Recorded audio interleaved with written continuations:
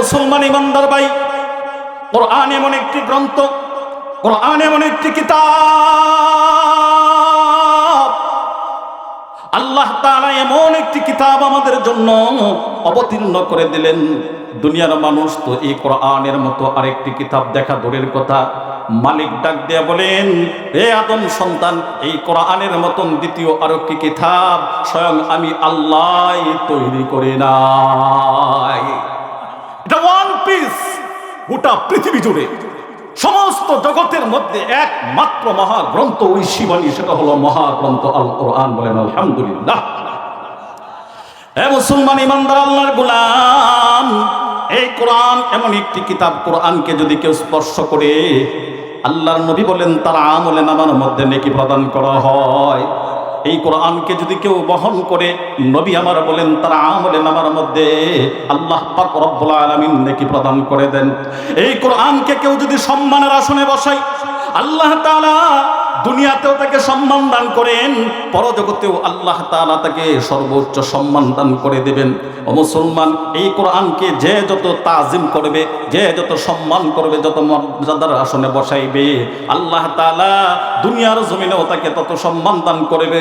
পরপরে এই কোরআনের সঙ্গে আল্লাহ তাআলা তামাম জিন্দেগির গুনাহ মাফ করে তাকে জান্নাত দান করে দিবেন। এ মুসলমান ইমানদার আল্লাহর গোলাম, ভালো করে বুঝেন, আল্লাহর নবীর একজন সাহাবী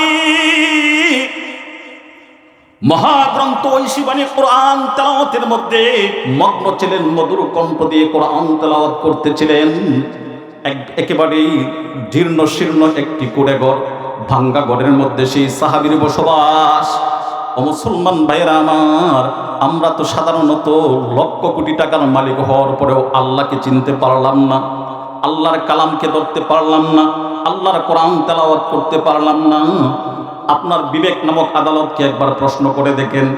আপনি আমাকে মহব্বত করেন, আমার যাবতীয় সমস্ত কাজগুলোকে আপনি অনুসরণ করেন, ফলো করেন, আল্লাহকে মহব্বত করেন, এমন কোনো মানুষ নেই পৃথিবীর জমিনে, পাওয়া যাবে না যে সে আল্লাহকে মহব্বত করে না।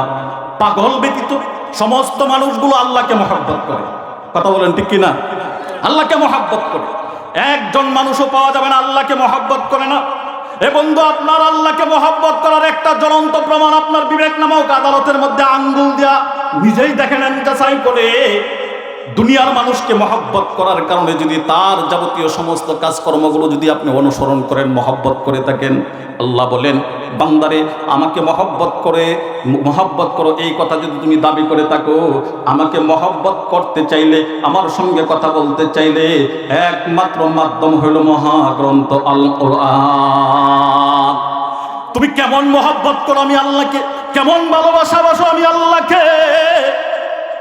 আমি আল্লাহর সঙ্গে কথা বলতে চাইলে বাংলায় বলা যায় না, আমি আল্লাহর সঙ্গে কথা বলতে চাইলে ফার্সিতে বলা যায় না, আমি আল্লাহর সঙ্গে কথা বলতে চাইলে ইংরেজি ভাষায় কথা বলা যায় না।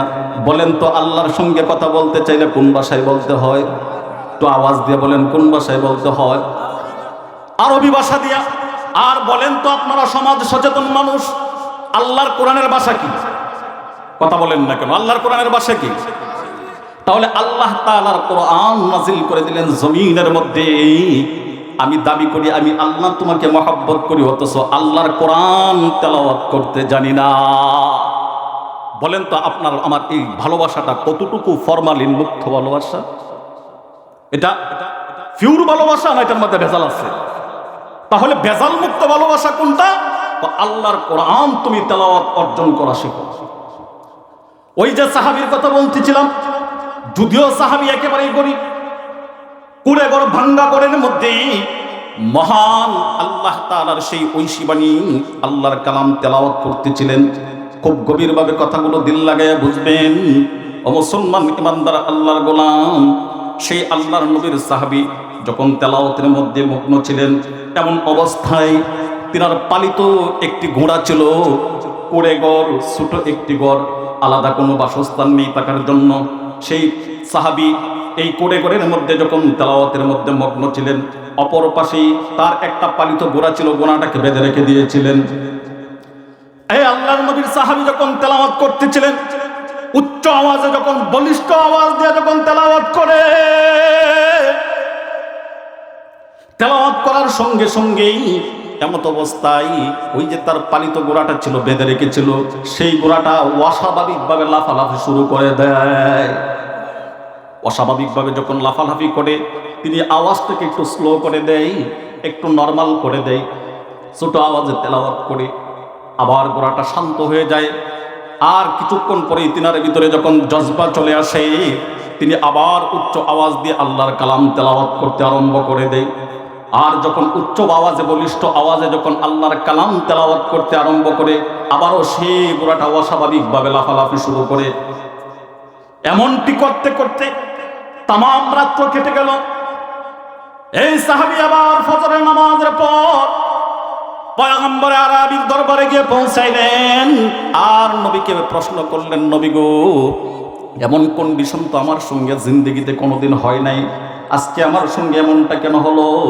ও পয়গম্বর, আমি যখন রাত্রে আল্লাহর কালাম তেলাওয়াত করতে আরম্ভ করে দিলাম, এমন অবস্থায় আমার পালিত একটি ঘোড়া ছিল, আমি কখনোই সেই ঘোড়াকে থামাইতাম না, আমিও কখনো সেই তেলাওয়াত স্লো মোশনে করতাম না, কখনো আস্তে আস্তে করতাম না। ও পয়গম্বর আরবি, আমার ঘোড়াটার পাশেই আমার বাচ্চা কাচ্চা ছিল, আমার সন্তানাদি ছিল। ঘোড়াটার অস্বাভাবিক লাফালাফির কারণে আমার ভিতরে একটা ভয় সন্ত্রস্ততা কাজ করলো, না জানি কখন জানি ঘোড়াটা লাফ দিয়ে আমার বাচ্চার উপরে পড়ে যায়। এই ভয়ে আমি তেলাওয়াত যখন স্লো করে দেই, তেলাওয়াত যখন স্বাভাবিক করে দেই, নর্মাল করে দেই, তখন দেখলাম ঘোড়াটাও নর্মাল হয়ে যায়। এই জন্য মাঝে মাঝে আমি তেলাওয়াত নর্মাল করে দেই। আর না হয়তো আল্লাহর কালাম তেলাওয়াতের মধ্যে এত মজা পাইতেছিলাম, এত মজা পাইতেছিলাম। ও বন্ধু আমার, মনে রাখবেন, আল্লাহর কালাম এমন একটি বস্তু, যারা তেলাওয়াত করতে পারেন তারাই জানবেন, যারা পড়তে পারেন তারাই বুঝবেন। আল্লাহর কালাম যখন কোনো একজন বান্দা তেলাওয়াতের মধ্যে মগ্ন হয়ে যায়, তেলাওয়াতরত অবস্থা আরম্ভ করে দেয়, দেখবেন এক পৃষ্ঠা পড়লো তো মন চায় আরেক পৃষ্ঠা পড়ি, যারা এক পৃষ্ঠা পড়লো তো আরেক পৃষ্ঠা পড়ি, আরেক পৃষ্ঠা পড়ার পরেও আবার মন চায় আরেক পৃষ্ঠা তেলাওয়াত করি, আরেক পৃষ্ঠা পড়ার পরেও আবার মন চায় আরেক পৃষ্ঠা পড়ি। কারণ এটাই এমন একটি কিতাব, এমন একটি গ্রন্থ, যদি কোনো একজন মানুষ মনোযোগী হয়ে আল্লাহর কালামটাকে মন দিয়ে তেলাওয়াত করতে আরম্ভ করে দেয়, তখন তার দিলের মধ্যে আল্লাহ পাক রব্বুল আলামিন আসমানি সাকিনা নাজিল করে দেয়। সুবহানাল্লাহ, আসমানি সাকিনা নাজিল করে দেয়, রহমত তার দিলের মধ্যে নাজিল করে দেয়। যে দিল কোরআন তেলাওয়াত করবে, মনে রাখবেন সেই দিলের মধ্যে আল্লাহ তাআলা প্রশান্তি দেয়া দেয়। একজন মানুষ তার দিলের মধ্যে শান্তি পায় না, উশৃঙ্খল, তার শারীরিক কোনো শান্তি প্রশান্তি পায় না। ও ভাই, আপনি তেলাওয়াতে বসে যান, দেখেন, আল্লাহর কসম করে বলতে পারি, আপনি তেলাওয়াতে বসে যান, দেখবেন মুহূর্তের মধ্যেই আল্লাহ তাআলার রহমত আপনার ভিতরে এসে পৌঁছে যাবে। সুবহানাল্লাহ। আল্লাহর নবীর সাহাবীকে বলতেছিলেন, এ সাহাবী, তুমি তেলাওয়াত বন্ধ করো কেন? বলে, আমার বাচ্চাদেরকে রক্ষা করার জন্য না জানি লাফ দিয়ে আমার বাচ্চাদের উপরে পড়ে যায়, এই জন্য আমি তেলাওয়াত বন্ধ করে দেই। নবী গো, এমন কন্ডিশন তো এর আগে কখনো আমার সঙ্গে ঘটে নাই, এবার কেন ঘটলো? নবী আমার এবার ডাক দিয়ে বলেন, এ সাহাবী, তুমি জানো না তোমার সঙ্গে কোন আচরণ হয়েছে? নবীজি বলেন, তোমার সঙ্গে আচরণ হয়েছে, তুমি যখন তেলাওয়াত উচ্চ আওয়াজে, বলিষ্ঠ আওয়াজে আল্লাহর কালাম মধুর কণ্ঠ দিয়ে তেলাওয়াত করতেছিলা। নবী আমার ডাক দিয়ে বলেন, ও কলিজার টুকরা সাহাবী, তোমার এই উচ্চ আওয়াজের তেলাওয়াত শোনার জন্য আল্লাহ তাআলার রহমতের অসংখ্য অগণিত ফেরেশতা তোমার ঘরের চতুর্দিক দিকে বেষ্টন করে দিয়েছে। সুবহানাল্লাহ। এই ঘোড়া লাফালাফি করে কারণ কেন? দুনিয়ার কোনো মানুষ আল্লাহর রহমতের ফেরেশতাদেরকে চক্ষু দিয়া দেখা সম্ভব নয়। নবী আমার ডাক দিয়ে বলেন, এ সাহাবী, মধুর কণ্ঠে যখন তেলাওয়াত করতেছিলা, যেই জায়গায় আল্লাহ তাআলার কালামে পাকের তেলাওয়াত হয়, সেই জায়গার মধ্যে আল্লাহর রহমতের ফেরেশতা অবতীর্ণ হয়। বন্ধু আমার, খুব ভালো করে মনে রাখবেন, আল্লাহর রহমতের ফেরেশতা সেই জায়গায় আসে যেই জায়গায় আল্লাহর কালামের তেলাওয়াত হয়। একটা জিনিস মনে রাখবেন, আপনাদের বালিজুরি গ্রামের মধ্যে অতীতে বহু যাত্রা গান হয়েছে, বহু নাট্য অনুষ্ঠান হয়েছে, কি হয় নাই? কথা বলেন, হয়েছে কি হয় নাই? বহু নাট্য অনুষ্ঠান, বহু যাত্রা গান, বহু থিয়েটার, বহু কুসংস্কার, অসংস্কৃতিগুলো এই বালিজুরির জমিনের মধ্যেও হয়েছে। কিন্তু একটা জিনিস মনে রাখেন, আল্লাহর কোনো না কোনো একটি রহমতের ফুটা হয়তো এই বালি জমির মধ্যে আল্লাহ তাআলা নাজিল করে দিলেন, ফালাইয়া দিলেন, যার কারণে আল্লাহ তাআলা কোরআনের একটি বাগান বালি জমির মধ্যে খুলে দিয়েছে। এটা আমার কারণে নয়, আপনার কারণে নয়, কোন না কোন আল্লাহর বান্দার মাধ্যমে কারণে আল্লাহ তাআলা এই গ্রামের মধ্যে একটা রহমতের ফোঁটা বর্ষণ করে দিয়েছেন, যার কারণে আল্লাহর কালাম যেখানে তেলাওয়াত করা হয় সেই জায়গায় আল্লাহর রহমতের ফেরেশতারা বীর জমায়। এই জায়গায় একটা সময় যাত্রা ফাত্রা নাট্য অনুষ্ঠান অপসংস্কৃতিগুলো হওয়ার কারণে গজবের ফেরেশতা এই জমিনের মধ্যে অবতরণ করত, কিন্তু কোন মানুষের ভাগ্যের কারণে, কোন মানুষের নেক আমলের কারণে আজকে রাত্রে 4টার সময় 3টার সময় ওইটা হাফেজি ছাত্ররা, নাজরার ছাত্ররা আল্লাহর কোরআন তেলাওয়াতে মগ্ন হয়ে যায়। ঠিক ওই সময়ের মধ্যে লক্ষ লক্ষ কোটি কোটি রহমতের ফেরেশতারা এই বালিজুরির জমিনের মধ্যে আল্লাহ তাআলা অবতরণ করে দেয়। সুবহানাল্লাহ। এই বালিজুরির জমিনের মধ্যে রহমতের ফেরেশতারা যখন অবতীর্ণ হয়, বন্ধু আমার মনে রাখবেন, তখন আর এই জমিনের মধ্যে আযাব আসবে না রহমত আসবে? কথা বলেন না কেন? আযাব আসবে না রহমত আসবে? ভাই রহমত আসতে বাধ্য। যে জায়গায় রহমতের ফেরেশতা সে জায়গায় আল্লাহর রহমত, যে জায়গায় কোরআনের তেলাওয়াত সে জায়গায় আল্লাহর রহমত। এজন্যই এই কোরআনের বাগানটা আপনাদেরকে হাত চালিয়ে দিয়ে ডাকে, হাত চালিয়ে দিয়ে ডাকে। মনে রাখবেন, যাবেন কোথায়? ঢাকা। যাবেন কোথায়? ঢাকা। দরকার কি? একটা গাড়ির মধ্যে প্রয়োজন একটা টিকেটও নাই, করতে পারি নাই, হাতে টাকা নাই, অথবা আমার সময় পাই নাই, টিকিট করা আমার পক্ষে সম্ভব নয়, কিন্তু আমার যেতে হবে কোথায়? ঢাকায়। ঢাকায় যদি যেতে হয় বন্ধু, তাহলে গাড়ি ছাড়া তো যাওয়া যাবে না। ঢাকায় যেতে গেলে গাড়ির প্রয়োজন। ঠিক তেমনিভাবে আল্লাহর বান্দা, জান্নাতে যেতে চাও, জান্নাতে যেতে চাও, তাহলে একমাত্র রাস্তা হলো কোরআন। কোরআন। ঢাকা যেতে চাও, রাস্তা হলো ঢাকা যেতে চাও, মাধ্যম হলো, বাহন হলো গাড়ি। জান্নাতে যেতে দাও, তোমার জন্য বাহন হইল আল্লাহর কোরআন। তুমি ঢাকাতে যাইবা, টিকিট করতে পারো নাই, গাড়ির ট্রেনের ডাব্বার মধ্যে যদি কোনো সূরা থাবা দিয়া ধরা যায়, মনে করেন কোন সূরা থাবা দিয়ে আমি টিকিট করতে পারি নাই, বলেন তো এই যে থাবা দিয়া ধরে রাখলাম, যদিও আমার একটু কষ্ট হবে, কিন্তু গন্তব্যে যেতে পারবো কি পারবো না? বুঝেন না কথা? ঢাকা যেতে পারবো কি পারবো না? ঠিক তেমনি ভাবে আমল তেমন বেশি নেই, ত্রুটি বিচ্যুতি রয়েছে, তেমন কোন নেক আমল কবরের জন্য সামান তৈরি করতে পারি নাই। নবী আমার বলেন, উম্মত রে, তোমার জন্য সোজা একটা রাস্তা হলো জান্নাতে যাওয়ার। কই কি? পয়গম্বরে আরবি বলেন, সোজা জান্নাতটা হলো আল্লাহ তাআলার ওই শিবানী মহাগ্রন্থ আল কোরআন। চিৎকার করে বলেন সুবহানাল্লাহ। মহাগ্রন্থ আল কোরআন। তাহলে তুমি সেই কোরআনকে কি করবা? কোরআনের রশির মধ্যে তুমি আঁকড়ে ধরো। কোরআন যাবে কোথায়? বলেন, কোরআন যাবে কোথায়? আল্লাহ তাআলার জান্নাতে। যদি কোরআন যায় আল্লাহ তাআলার জান্নাতে, কোরআনের রশির মধ্যে কোন সূরা ধরে রাখো, কোন সূরা একবার খালি কামতে ধরে রাখো, দেখবা কোরআনই তোমাকে, কোরআনের রশির মধ্যে ধরার কারণে কোরআন তোমাকে টাইনা আমি আল্লাহ যে তোমার নামে ওই এক একটা আদম সন্তানের নামে যে জান্নাত তৈরি করেছিলাম, সেই জান্নাতের মালিকানা অর্জন করার মতন তোমাকে মালিক বানায়া দেওয়ার জন্য মাধ্যম একমাত্র হয়ে যাবে আমি আল্লাহর কোরআন। বলেন সুবহানাল্লাহ।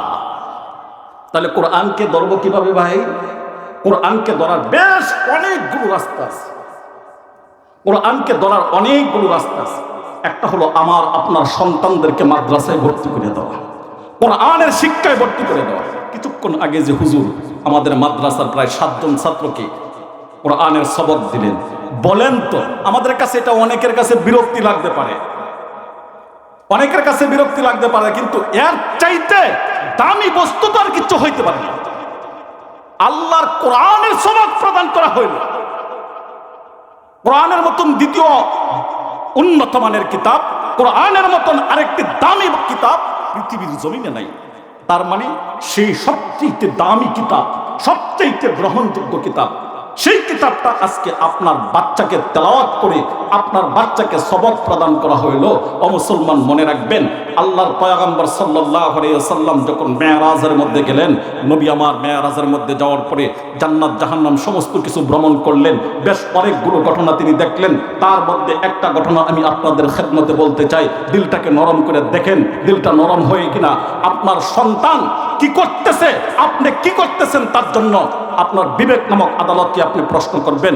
পয়গম্বর আরবি সাল্লাল্লাহু আলাইহি ওয়াসাল্লাম জান্নাতের ভিতরে যখন তিনি প্রবেশ করলেন, দেখলেন জান্নাতের সুসজ্জিত আরামদায়ক একটি বিছানা, একটি অট্টালিকা, একটি ঘর, দালান কোঠা, বিশাল আকৃতি, এত সুন্দর। পয়গম্বর বলেন, এর আগে আমি কখনো এত সুন্দর কোনো ঘর দুনিয়াতে আমি দেখি নাই। ওই ঘরের ভিতরে যখন প্রবেশ করলাম, দেখলাম তাকায়া একজন যুবক, সুঠাম দেহের অধিকারী, সুন্দর চেহারা, টকবকে যুবক, একেবারে টাটকা একজন যুবক, তার এই জান্নাতের বিছানার মধ্যে সে বসে রয়েছে। বসে থেকে তার মাথার চুলগুলো টানতেছে, কামসাইতেছে, আর হাউমাউ করিয়া শিশু বাচ্চাদের মতন হাউমাউ করিয়া কান্না করতেছে। জিব্রাইল আমিনকে জিজ্ঞাসা করলেন, এ ভাই জিব্রাইল, এই লোকটি এত আরামের বিছানার মধ্যে থাকার পরেও কেন কান্না করে? পয়গম্বরকে লক্ষ্য করে জিব্রাইল বললেন, হুজুর সামনে চলেন। গেলেন সামনে, দেখলেন অপর এক জায়গার মধ্যে এক যুবক সন্তান জাহান্নামের আগুনের মধ্যে ধাউ ধাউ করে জ্বলতেছে। খুব দিল দিয়ে কথাগুলো বুঝবেন, দেখেন চোখের কোণার মধ্যে একটু পানি আনা যায় কিনা। এ মুসলমান ইমানদার আল্লাহর গোলাম, আল্লাহর নবী তাকায়া দেখেন জাহান্নামের আগুনের মধ্যে যুবক দাও দাও করে জ্বলে।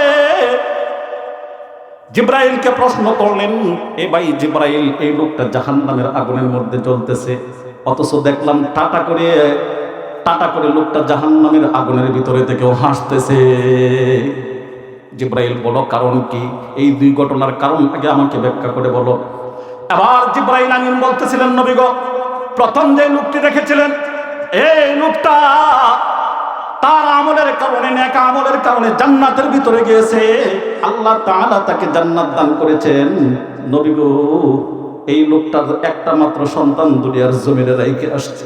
এ ভাই দিল লাগান, দেখেন চোখের কোণায় একটু পানি আনেন কিনা। নবী আমার বলেন, উম্মতের দল, জাহান্নামের আগুনের ভয়ে যদি এক ফোঁটা পানি তোমার চোখের মধ্যে এসে যায়, আল্লাহর পয়গম্বর আরবি বলেন, চোখের পানিগুলো জমিনের মধ্যে পড়তে দেরি হবে, আমার আল্লাহ তোমার তামাম জিন্দেগির গুনাহ মাফতে একটা মুহূর্ত দেরি করবেন না। জিব্রাইল আমিন আলাইহিস সালাতু ওয়াস সালাম বলেন, নবী গো, এই যুবকের একটা মাত্র সন্তান দুনিয়ার জমিনে রেখে আসছে। যুবক নামাজি ছিল, দিনদার ছিল, পরহেজগার ছিল, আল্লাহওয়ালা ছিল, হাজী সাহেব ছিল, তার দান দক্ষিণার অভাব ছিল না, নেক আমলের কোনো ত্রুটি বিচ্ছিন্ন ছিল না। বিনিময়ে আল্লাহ তাআলা তাকে জান্নাত দান করলেন। কিন্তু একটা মাত্র সন্তান দুনিয়ার জমিনে রাইখে আসছে। এই সন্তানটা এতদিন পর্যন্ত যাত্রা গানের রেসেল দিছে। নাউজুবিল্লাহ বলেন, নাউজুবিল্লাহ। এই সন্তান এতদিন পর্যন্ত যাত্রা গানের রেসেল দিছে। আগামীকালকে শুক্রবার জুমার দিন এই সন্তান যখন তার যাত্রা গানের ভিতরে সর্বপ্রথম তার পাটাকে রাখবে, নবীকে লক্ষ্য করে জিবরাইল বলেন, নবী গো, পাটা রাখতে দেরি হবে, আর আল্লাহ তাআলা এই যুবককে আরামের বিছানা ত্যাগ করে জাহান্নামের মধ্যে ফলাইতে আল্লাহ একটা মুহূর্ত দেরি করবে না। চিল্লায়া বলেন নাউজুবিল্লাহ। তার একটা সন্তান এতদিন পর্যন্ত গানের রেস ছেড়ে দিছে, আগামীকালকে গানের স্টেজের মধ্যে যখন পা রাখবে, হে যুবক ভাই, হে বৃদ্ধা বাবা, আপনাদের পায়ে হাত রেখে বলতে চাই, বহুত যাত্রা গান করেছেন, বহুত ফাত্রা গান করেছেন, বহুত নাট্য অনুষ্ঠান করেছেন, বহুত নর্তকীদের নাচ দেখেছেন, বহুত থিয়েটারের মধ্যে গিয়েছেন, গুনাহের কাজের মধ্যে গিয়েছেন। একটাবার চিন্তা করে নিজের বিবেক নামক আদালতকে প্রশ্ন করে দেখেন তো, আপনার অবস্থানটা কোথায় থাকার কথা? আপনার সন্তান কোন দিকে যায়? আপনার সন্তান যাত্রা গানে অংশগ্রহণ করতেছে, আপনার সন্তান অপসংস্কৃতিগুলো শিক্ষা অর্জন করতেছে, আপনি এটাকে গৌরব মনে করতেছেন। হ্যাঁ, আপনি মনে মনে ভাবতেছেন, আমার সন্তান তো যাত্রা গানের নায়ক, আমার সন্তান তো দেখছেননি। পরের দিন সকালে বাবা গর্ব করে, আপনাদের এলাকায় আছে কিনা জানি না, নাই মনে হয় এমনটা, যেহেতু যাত্রা গান 3 বছরের ভিতরে পাইছেন, আলহামদুলিল্লাহ। কথাটা আসছে বিদায় প্রাসঙ্গিক কথাটা বলতেছি। আমাদের এলাকায় দেখছি যাত্রা গানের বিলিয়নের অভিনয় করে ছেলে, বাবা মগার ঘরের মগা স্টেজের সামনে দেয়া সারাটা রাত পরে তার সন্তানের এই কুসংস্কার গুলো দেখে সকালে ওইটা শাস্তলে বৈশা থেকে মানুষের সঙ্গে আলাপ করে দেখছো আমার স্যারেরা যে বিলিয়নের ফাটটা যে করছে, মরার ঘরের মরা জাগা পায় না। আমি কেন বলতেছি, আপনারা রাগ করবেন না আমার কথা, রাগ করলে করেন গিয়া, আমি তো আমার বাবার কথা বলতেছি না। আল্লাহর নবীকে লক্ষ্য করে জিবরাইল বলেন, এ নবী আমার একটা মাত্র সন্তান এতদিন পর্যন্ত গানের রেস্টেল দিছে, আগামীকালকে যখন স্টেজের মধ্যে রাখবে পাটা রাখার সঙ্গে সঙ্গে বাবার এই জান্নাত ছেড়ে দিতে হবে। আল্লাহ তাআলা জিবরাইলের মাধ্যমে, আমি জিবরাইলের মাধ্যমে তাকে এই মেসেজ বার্তা জানাইয়া দিছে। এবার জানেন লোকটা জানে আগামীকালকে আমার সন্তান যখন গানের মধ্যে পা রাখবে আমাকে জাহান্নামের মধ্যে নিক্ষেপ করে দেওয়া হবে। এই কথাটা জানার কারণে বাবা এই দুঃখে চুল টানতেছে আর হাওমাও করে কান্না করতেছে। জিবরাইলকে বলেন, নবী গো, ওই যে দ্বিতীয় ঘটনা দেখলেন, এক লোক জাহান্নামের আগুনের মধ্যে দাউ দাউ করে জ্বলে আর টাটা করে হাসতে ছিল, তার কারণ কি? এবার জিবরাইলটা, পয়গম্বর এই যুবকের একটা মাত্র সন্তান দুনিয়ার জমিনে রেখে আসছে, এই সন্তানটা এতদিন পর্যন্ত, আরে ভাই আজকে বালিজুরি মাদ্রাসার মধ্যে আপনার সন্তানকে কোরআনের সবক দেওয়া হয়েছে, মনে করবেন না এটা সাধারণ কোনো বিষয়ের সবক দেওয়া হয়েছে। আরে না ভাই, আপনি যদি জানতেন এই বাচ্চাদের কোরআনের সবক দেওয়ার মাত্র 10 মিনিট সময় যে অতিবাহিত হয়েছে, এই 10 মিনিট সময়টাকে যদি এক পাল্লায় রাখা হয়, তামাম দুনিয়াকে যদি এক পাল্লায় রাখা হয়, তারপরেও তামাম দুনিয়ার চাইতে এই 10 মিনিটের পাল্লাটাকে আল্লাহ বাড়ি বানায়া দিবে। বলেন সুবহানাল্লাহ। এই আল্লাহর গোলাম জিবরাইল ডাক দিয়ে বলেন, নবী গো, একমাত্র একটা সন্তান দুনিয়ার জমিনে রাইখে আসছে এই যুবক, এতদিন পর্যন্ত এই সন্তানটাকে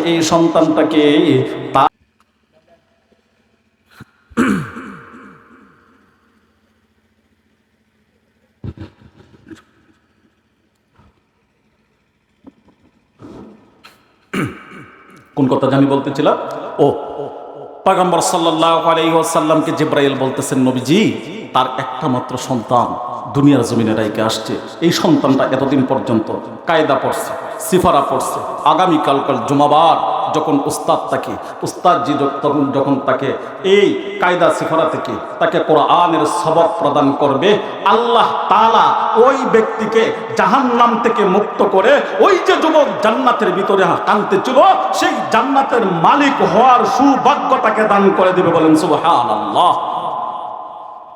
পয়গম্বর সাল্লাল্লাহু আলাইহি ওয়াসাল্লাম হতবাক হয়ে গেলেন। ও যুবক সন্তান ভাই, আমার দিলের কান দিয়া কথাগুলো একটু বুঝেন। আপনার সন্তান কোন পথে যাচ্ছে, আপনার সন্তানকে আপনি কি শিক্ষা দিচ্ছেন? ময়দানে মাহশরে কিন্তু এই সন্তান আপনার জন্য জাহান্নামের কারণ হয়ে যাইতে পারে। মনে রাখবেন, আল্লাহর নবী সাল্লাল্লাহু আলাইহি ওয়াসাল্লাম বলেন, উম্মতের দল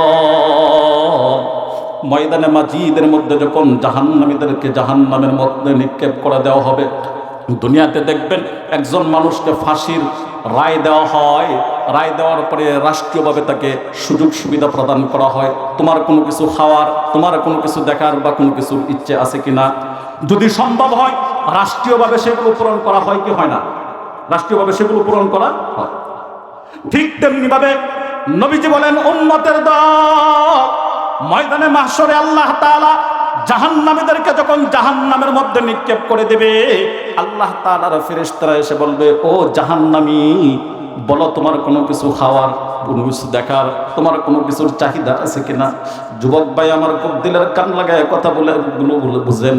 এবার জাহান্নামী ডাক দিয়া হাউমাউ করে কান্না করবে, আল্লাহ, জাহান্নামে যাব তো যাব, আমার কোনো আফসোস নাই, জাহান্নামে যাব তো যাব, আমার কোনো দুঃখ নাই। মালিক, যে জাহান্নামের কারণ হয়ে গেলাম আমি, যে মা বাবার জন্য, যে মা যে বাবা আমাকে দিন শিক্ষা দেয় নাই, যে মা যে বাবা আমাকে কোরআন শিক্ষা দেয় নাই, সেই মাকে আনো, সেই বাবাকে আনো, আমি জাহান্নামে যাব, আমার কোনো আপত্তি নাই, কিন্তু আমার শেষ দাবি হলো সেই মা আর বাবার সিনার মধ্যে, বুকের মধ্যে পা দিয়া পাড়া দিয়া তারপর আমি জাহান্নামে যাইব। বলেন নাউযুবিল্লাহ।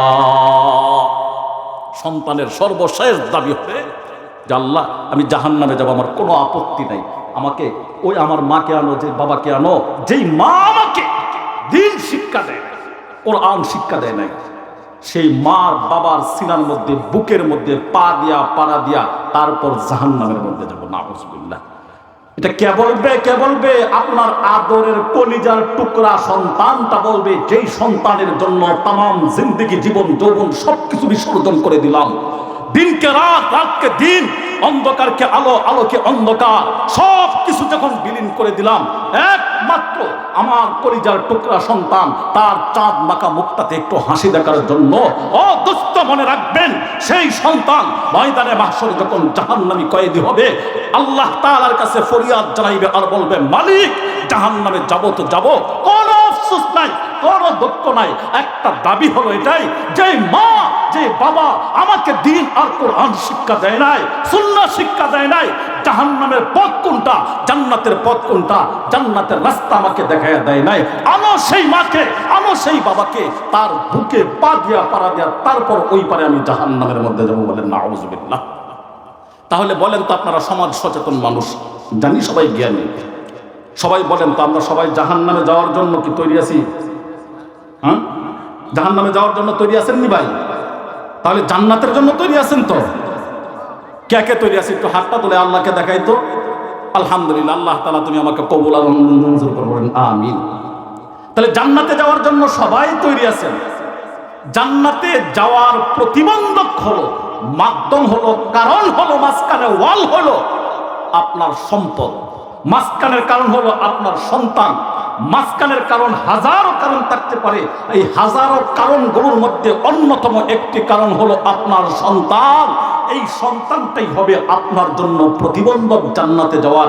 ও দোস্ত, সন্তানকে যদি দিন শিক্ষা দেন তো আপনার রাস্তা সুগম হবে, সহজ হবে।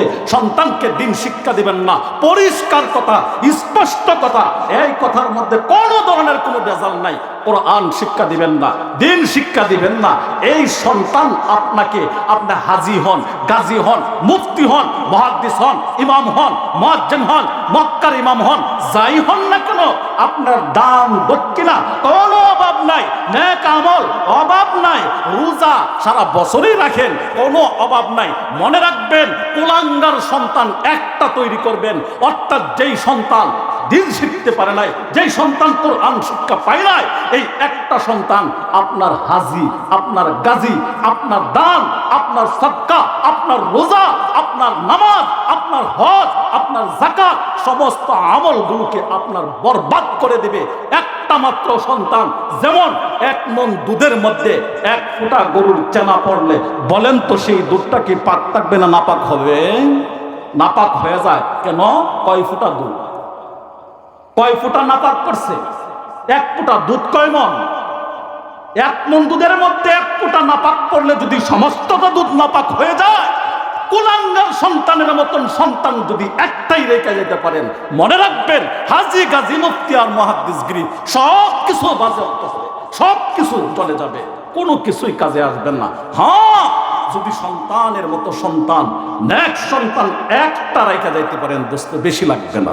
একটা সন্তান, যেই সন্তান আপনি মারা যাওয়ার পরে কবরের পাশে দেয়া আপনার জন্য দোয়া করবে, রব্বির হামহুমা, বলেন রব্বির হামহুমা কামা রব্বায়ানি সগীরা। আল্লাহ তুমি আমার আম্মাকে, আব্বাকে মাফ করো, ক্ষমা করো। আমি আল্লাহ তোমার হাতে তুলে দিলাম, যেভাবে আমার মা, যেভাবে আমার বাবা শৈশবে আমাকে লালন পালন করেছে, আল্লাহ তোমার কুদরতি কোলের মধ্যে আমার আব্বাকে, আমার আম্মাকে রেখে দিলাম, আল্লাহ ঠিক তেমনি ভাবে তুমি তোমার কুদরতি কোলের মধ্যে আমার আব্বা আম্মাকে উঠায় আনাও। সুবহানাল্লাহ। একটা জিনিস মনে রাখেন, আমি ইমাম সাহেব আপনাদের মসজিদে, আমাকে নিয়ে আপনি দোয়া পড়াইলেন, হুজুর আসেন আমাদের বাড়িতে একটু দোয়া করবেন, কার জন্য? আম্মা আব্বার জন্য। একটু আওয়াজ দিয়ে বলবেন।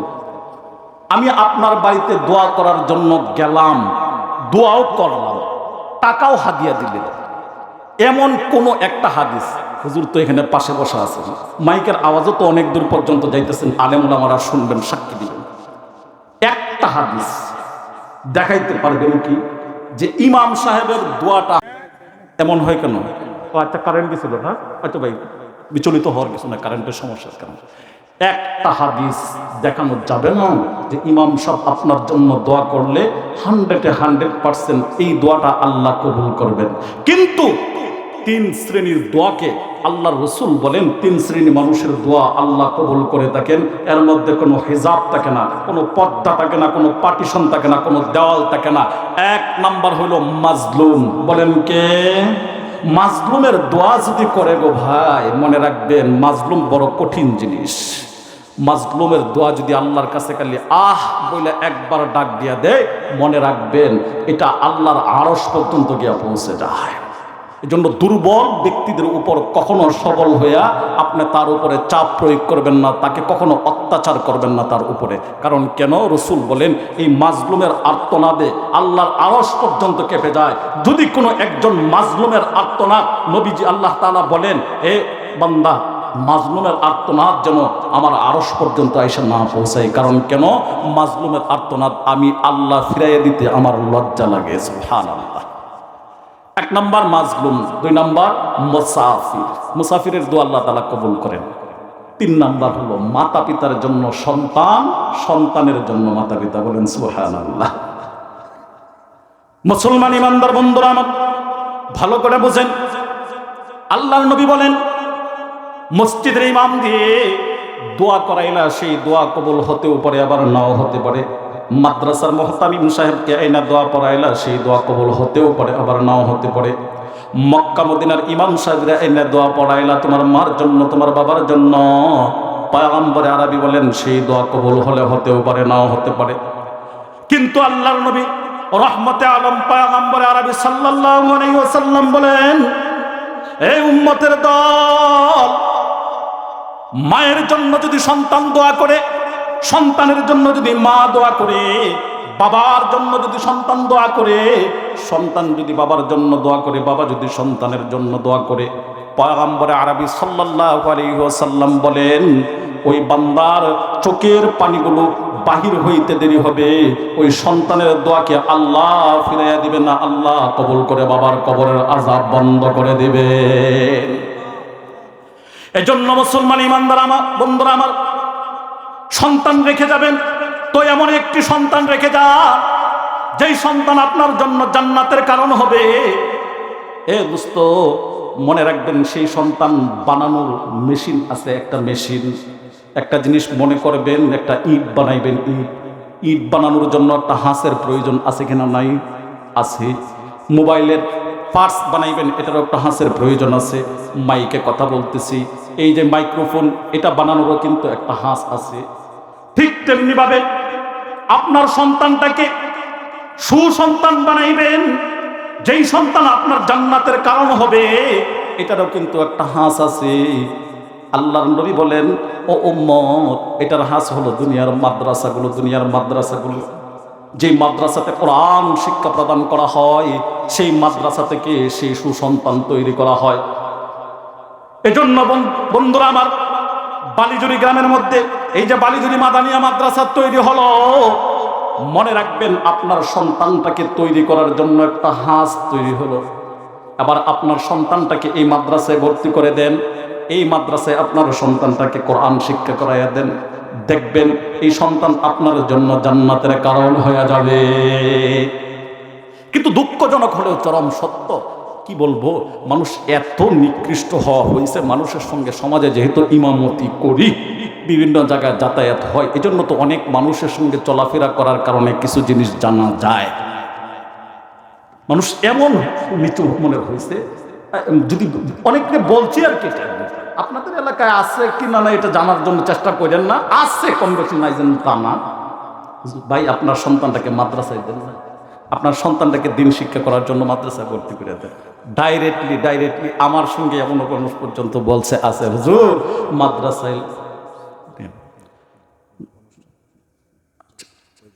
আচ্ছা তো বলতেছে হুজুর মাদ্রাসায় পড়ায় ফকিন্নির ভোতায়। নাউজুবিল্লাহ, বাড়ির যাই বললেন না না, বাবি সাহেবকে নিয়ে সবাই মিলে জামাতে একসঙ্গে বাড়ি যায় কালকে সকালে চা নাস্তা করে টেরে পরে নাউজুবিল্লাহ, জোরে আওয়াজ দিয়ে বলেন না নাউজুবিল্লাহ। মাদ্রাসায় পড়ায় ফকিন্নির ফুতান, এই কথাটা শোনার পরে আপনি নাউজুবিল্লাহ আসতে কন, তাহলে বোঝা গেল ইমানও ঝামেলা আমারও আছে। মাদ্রাসায় ফকিন্নির ফুতান পড়ায় না ভাই। সাধারণ একটু 1 মিনিটে শেষ করে দেবো ইনশাল্লাহ। দেখেন একটা জরিপ দিই আপনাকে, একটা জরিপ দিই। দেখেন আপনার সন্তান মাস্টার ডিগ্রি পাস করাইলেন, অ্যাডভোকেট বানাইলেন, ইঞ্জিনিয়ার বানাইলেন, লয়ার বানাইলেন, উচ্চ লেভেলের ডিগ্রি আপনার সন্তানকে জাগতিক শিক্ষায় শিক্ষিত করে আপনার সন্তানকে গড়ে তুললেন। ঠিক এই অবস্থায় আপনার মৃত্যু হলো, আপনার সন্তান জানাজায় গেল। বলেন তো জানাজায় দেওয়ার সময় কি আপনার সন্তানকে জানাজার অনুমতি শরীয়ত দেয় নাকি কোনো আলেম আইসা জানাজা পড়াইবে? আপনার সন্তান যদি ওই জানাজা পড়ানোর মতন দোয়া কালাম জানে, সে যদি ফাসিক না হয়, মুনাফিক না হয়, তাহলে শরীয়ত তাকে অনুমতি দেয়। কিন্তু জাগতিক শিক্ষায় শিক্ষিত হওয়ার পরে যদি তার জানাজা পড়ার মতন যোগ্যতা তার মধ্যে অর্জন না করতে পারে, শরীয়ত তাকে জানাজা, বাবার জানাজা পড়ার জন্য অনুমতি দেয় না। দেয় কাকে? ওই যে আপনার সন্তান একটা পড়াইলেন মাদ্রাসায়, আপনি যে বলেছিলেন এতিমের ছেলে পড়ে, ভিক্ষুকের ছেলে পড়ে, গরিবের ছেলে পড়ে, হতদরিদ্র ছেলে পড়ে মাদ্রাসায়, সেই হতদরিদ্র সন্তান, সেই ভিক্ষুকের সন্তান, সেই অভাবগ্রস্ত ব্যক্তির সন্তানটাই কিন্তু আপনার বাবার জানাজা পড়াইতে হয়। কথা বলেন ঠিক কিনা? সেই সন্তানটাই কিন্তু আপনার জানাজা পড়াইতে হয়। ঈদের নামাজের ক্ষেত্রে ইমামতি কিন্তু জেনারেল শিক্ষিত কোনো মানুষকে প্রদান করা হয় না। জুমার নামাজের ইমামতি কিন্তু কোনো জেনারেল শিক্ষিত ডিগ্রিদার জাগতিক শিক্ষায় শিক্ষিত কোনো ব্যক্তিকে দেওয়া হয় না। দেওয়া হয় ওই যে ভিক্ষুকের সন্তান, যেই সন্তানের ভিতরে আল্লাহর কোরআন সিনার মধ্যে ধারণ করেছে। সুবহানাল্লাহ। তাহলে দুনিয়ার সম্মানেই দেখেন না, আখিরাতের বাদ দিলাম, আমরা তো আখিরাতের বাকি নগদ এটা বুঝি। ছোট একটা ওকে বলে নাই, নগদের যেহেতু কথাটা আসছে এই জন্য বলে আমি শেষ বিদায় নিয়ে নেব ইনশাল্লাহ।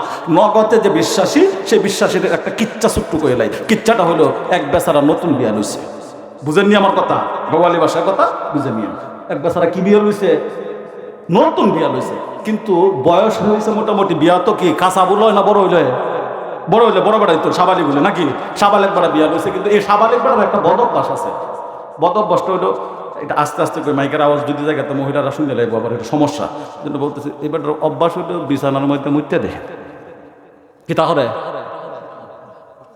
তো আটটু জুড়ে করলে তো হেরা নিয়ে হেলবো। আচ্ছা কয়ে লাগতে জুড়ে কয়ে লাগ বিছানার মধ্যে প্রস্রাব করে। নতুন বউ করতেছে এটা কি গো, তুমি তো দেখা যায় একবারে অত বেলা সাকিল লেগে তুমি লাশ সরম নাই কাগো, তুমি যে কইতেছো আমি যে মুতি, এটা তো আমি আমার ইচ্ছায় মুতি না। কথা হলে কি তাও আমার ক্যাডাজা নিয়ে আয়া কয় যে বিছানা মুতে দে টেহা দিয়ে আমি দেয়। ওইটা হাসা নাকি কভারে কভারে মুতি, কিন্তু টাকা দেয় না। কথা হলে কি করে, আজকে যদি আয়া খালি কয় যে মুতে দে, তাহলে কইবেন কিন্তু আজকে নগদ ছাড়া কাম মুতে না। কয়েছে এটা তুমি নতুন বউ যেহেতু কইতাছো, আচ্ছা তোমার লাগে এটা কই এমনি মিস্টার ইবলিস আইসা কইতাছে কয় মুতে দে নগদ টেহা দেয় এমনি। না আসবে তা কাম হইতো না, আজকে টাকা নগদ দিবা তো কাম হইব, আর নাইলে কাম হইতো না। কয়ে আমি কি তোর লাগে টেহা সাথে করে লই আইছি? কয় না এটা বুঝি না, টেহা না দিলে আজকে কাম হইতো না। বউয়ে কয়ে দিছে আজকে টেহা দেওয়া লাগবে, তাহলে কাম হইব, নাইলে কাম হইতো না। কতাইলে একটা কাজ করি কি, ওই যে ফরাবাড়িটা দেখছো, বুঝেননি ফরাবাড়ি? কই যে ফরাবাড়িটা দেখছো? আমার টেহার বস্তাটা ওই ফরাবাড়ির মধ্যে তো হয়েছে, আই যাই হে না যাই তোর আমি টেহাটা দিয়ে। কামটা কি এর মধ্যে হইতেছে? বুঝে না, ঘুমের মধ্যে। কামটা কি এর মধ্যে? যাইতাছো আটটা দুজনে ইবলিস আর তাই যাইতাছেন, যাইতে এই ফরাবাড়ির মধ্যে গেছে। যাওয়ার পরে আটকায় তাকায় দেখে বাঘ, বিচ্ছু, সাপ, হিংস্র প্রাণী যেগুলো আছে জঙ্গল থেকে বাহির হইয়া তারা ইবলিসরা আর হেলারে বাইসাবরে দুজনে দৌড়ে যাইতাছে। কিছু সময় দৌড়তে কইতাছে গো ও ভাই, এরা যে বাইতাছে বাঘ বললো একেবারে তো খাই লাইব, গিলে লাইব। তো এখন কি করা? পরে গাদার ঘরের গাদা তাড়াতাড়ি গাছে উঠছে গাছের মধ্যে। এবার তো সাপ যায় এই গাছের দিয়ে লাফায়া বাইয়া যা উঠতেছে। ভাই সাহেব যে বা সাপ আইতাছে, এখন তো আর উপায় নাই, গাছও হালাইয়া কামড়াইব। গাদার ঘরের গাদা দেখতে আমার হিয়া দেওয়ান লাগে। কয় আবার এদিন মুহ আজ্ঞা দি, বুঝছো? দেখ দিছে আল্লাহ নাম রে আগে সোয়ালে উঠতে দেখে কানার মতো না তাই হতে বউ আর হি আল্লাহ দিলে এক কানা